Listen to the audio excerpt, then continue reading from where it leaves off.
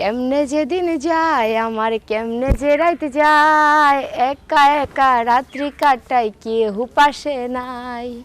কেন রাত কাটে না কেন আপনার? কারণ না একা একা রাত আর কাটে না, মন চায় না, এই জন্য একা একা রাত আর কাটে না।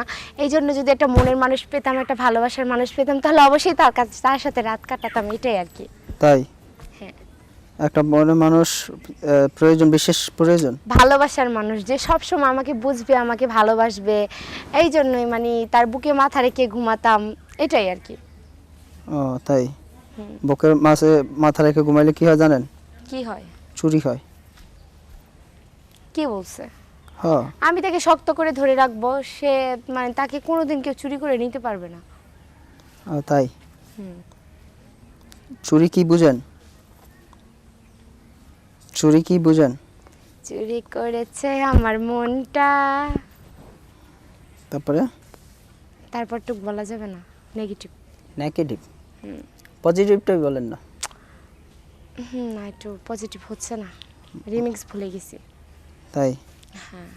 তা আজকে যে এই প্রতিবেদনের সামনে আসা, কেন কেন আসছি দেখি একজন ভালো মনের মানুষ নেওয়ার জন্য। ভালো মনের মানুষ নেওয়ার জন্য প্রতিবেদন আসলে মনের মানুষ পাওয়া যায়? হ্যাঁ, অবশ্যই পাওয়া যায়, কেন না? অবশ্যই তাদের প্রতি মানে সবার হাতে এখন ফোন, কারণ সবাই দেখে, দেখার পর যদি কারোর যদি ভালো লাগে আমাকে, অবশ্যই তারা স্ক্রিনে দেওয়া নাম্বারটিতে যোগাযোগ করবে, তাহলে আমাকে পাবে। তাই? হ্যাঁ। তা আজকে প্রতিবেদনের সামনে যে আসছো, কেমন ছেলে পছন্দ?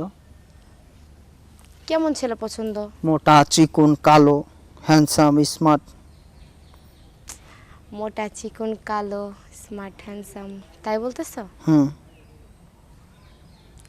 মোটা না, মোটা না, একটু চিকন হলে ভালো হয় আর কি, মানে আমার জন্য একটু মানে একটু শান্তিটা একটু বেশি লাগতো আর কি, একটু চিকন হলে আর কি, এটাই।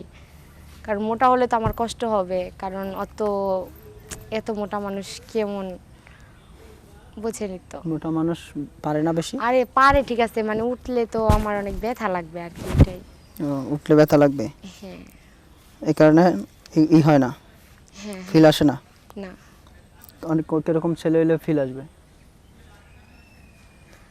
ওই যে বললাম একটু চিকন। ভালো থাকবেন, সুস্থ থাকবেন, আল্লাহ হাফেজ। তারপরে? তারপর কি বললামই তো, মনের মানুষের কথা। একটা মনের মানুষ? হ্যাঁ। বাংলাদেশি? বাংলাদেশি না, প্রবাসী হলে ভালো হয়। তো তোমার জন্য, আপনার জন্য তো উগান্ডা ছেলের দরকার। তাহলে কেন উগান্ডা ছেলে দরকার? উগান্ডা ছেলেরা যেরকম চাইছেন আপনি এরকম পাইবেন, মোটা চিকন না একবারে।